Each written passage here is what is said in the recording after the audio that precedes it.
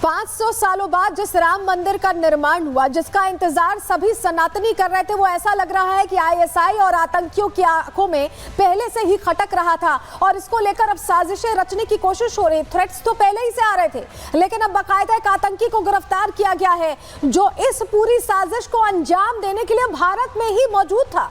कैसे ये आईएसआई के संपर्क में आया, कैसे इसने हथियार इकट्ठा किए, क्या कुछ इसका एक तरह से इसकी मंशा थी, उसको लेकर बड़े खुलासे हो गए हैं और जानकारी मिली है कि एक तरह से मुश्किल खड़ी करना चाहता था उन तमाम सनातनी श्रद्धालुओं के लिए जो वहां राम मंदिर में बड़ी संख्या में दर्शनों के लिए पहुंच रहे हैं। टारगेट बड़ा था, ये ज्यादा से ज्यादा लोगों को हताहत करना चाहता था और यह खुलासा अपने आप में हैरान करने वाला है। पूरी खबर क्या आपको बता देते हैं। दरअसल आपको बताएं, राम मंदिर पर हमले की साजिश नाकाम हुई है। गुजरात एटीएस ने एक आतंकी को पकड़ा है। आतंकी का नाम अब्दुल रहमान है। फरीदाबाद के पाली गांव से इसकी गिरफ्तारी हुई है और हैंड ग्रेनेड की डिलीवरी लेने दरअसल ये वहां पहुंचा था। पाली में एक खंडहर में बताया जा रहा है ये आतंकी छिपा हुआ था और आतंकी के पास से 2 हैंड ग्रेनेड बरामद भी किए गए हैं। एजेंसियों ने दोनों हैंड ग्रेनेड्स को नष्ट कर दिया है। इसके पास से हैंड ग्रेनेड मिले, यानी ये पूरी तैयारी के साथ यहाँ निकला था और जहां से ये आतंकी पकड़ा गया फरीदाबाद से, वहां हमारे सहयोगी साहिल पहुंचे। उन्होंने रिपोर्ट तैयार की, कहां छुपा था, कैसे छुपा था, रिपोर्ट देखिए। जगह पे मौजूद है जहां से गुजरात एटीएस और हरियाणा एसटीएफ ने जॉइंट ऑपरेशन के दौरान आतंकी अब्दुल रहमान को गिरफ्तार किया था। मेरे पीछे की ओर आप ये तस्वीर आप देख सकते हैं, ये पूरा फरीदाबाद का पाली गांव है और इसी पाली गांव में पुलिस को ये इनपुट मिला था कि आतंकी अब्दुल रहमान जो है यहां पर आकर छिपा हुआ है और एक बड़ी आतंकी साजिश को अंजाम देने की जो है तैयारी कर रहा है।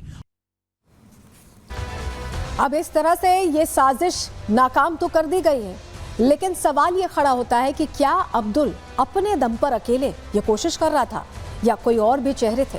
आका कौन था जो सारी इंफॉर्मेशन मुहैया करा रहा था? इसको लेकर अयोध्या वासी भी हैरान है। उन्होंने क्या कुछ कहा, सुनिए जरा। इस कमरे में वो आतंकी बैठा था, उसके पास 2 हैंड ग्रेनेड थे, पिस्टल थी और बारूद वगैरह सामग्री थी जिससे विस्फोटक सामग्री होती है।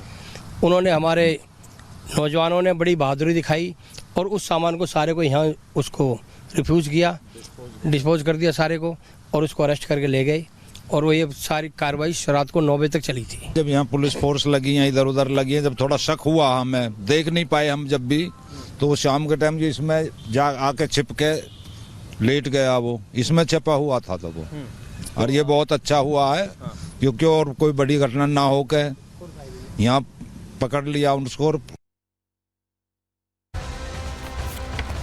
और पूछताछ में देखिए कई खुलासे हुए क्योंकि एक एक करके सच निकलकर सामने आ रहा है। आतंकी से जब पूछताछ हुई तो राज खुल रहे हैं। आतंकी अब्दुल ने बताया है कि वो आईएसआई और आईएसकेपी यानी Islamic State Khorasan province module से जुड़ा हुआ था। राम मंदिर पर हमले की फिराक में था, ये इसके लिए तैयारी कर रहा था और आका के आदेश का बस इसे इंतजार था। राम मंदिर की रेकी कर इसने जानकारी जुटाई थी और अन्य धार्मिक स्थलों की भी जानकारियां जुटा रहा था, तो सिर्फ राम मंदिर टारगेट पर नहीं था। आतंकी अब्दुल से एक पेन ड्राइव भी मिली है और पेन ड्राइव में हमले का ब्लूप्रिंट मिला, जो तैयारी इसने की थी उसकी जानकारी मिल गई है। अब्दुल के फोन में राम मंदिर की फोटोज हैं, एक तरह से रेकी के दौरान उसने वो फोटोज खींची होंगी और कई और धार्मिक स्थल है जिनकी फोटोज मिली है, यानी एक बड़े स्तर पर नुकसान पहुंचाने की तैयारी थी। और अब अब्दुल से लगातार पूछताछ हो रही है पुलिस लाइन में और घंटों की पूछताछ में कोशिश ये की जा रही है कि एक एक सच्चाई सामने निकाली जाए। हमारे सहयोगी की रिपोर्ट आपको दिखा रहे हैं। वैसे अब्दुल से जो है लगातार पुलिस की टीम जो है वो पूछताछ कर रही है। अभी की पूछताछ में ये खुलासा हुआ है कि अब्दुल के पास से एक पेन ड्राइव मिली है जिसमें हमले की योजना दर्ज थी। इस पेन ड्राइव में राम मंदिर और अन्य धार्मिक स्थलों से जुड़ी अहम जानकारियां भी मिली है। सूत्रों के मुताबिक अब्दुल रहमान राम मंदिर के एडमिनिस्ट्रेशन ब्लॉक पर हमले करने की साजिश रच रहा था। वह सिर्फ अपने हैंडलर्स के आदेश का इंतजार कर रहा था ताकि हमले को अंजाम दिया जा सके। और ऐसा माना जा रहा है कि अभी भी जो पुलिस की जो टीम है यानी कि हरियाणा एसटीएफ जो है यूपी के कई जगहों पे रेड कर रही है, क्योंकि ऐसी इनपुट मिले हैं कि जो इसके संपर्क में जो लोग थे जो जहां पे छिपे हुए हैं उन जगहों पे रेड की जा रही है। फिलहाल पुलिस लाइन पलवल में जो पुलिस की टीम है वो यहाँ पर मौजूद है। इसके अलावा ये पूरी साजिश आईएसकेपी एक मॉड्यूल का हिस्सा है जो अब्दुल तक ही सीमित नहीं जांच से ये पता चला है कि इस मॉड्यूल के अन्य सपोर्टर्स और स्लीपर सेल जो है अलग अलग शहरों में एक्टिव हो चुके हैं, जो कि हमले की साजिश को अंजाम देने के लिए तैयार हैं। अब्दुल के मोबाइल फ़ोन से कई व्हाट्सएप ग्रुप का पता चला है, जिसमें विदेशी आईपी एड्रेस से जुड़े नंबर भी पाए गए हैं। तो इससे कहा जाए कि पुलिस को कई अहम जो सबूत हैं वो मिल रहे हैं, जिससे ये बात जाहिर हो रही है कि आतंकी अब्दुल जो है एक बड़ी आतंकी साजिश को अंजाम देने की तैयारी कर रहा था।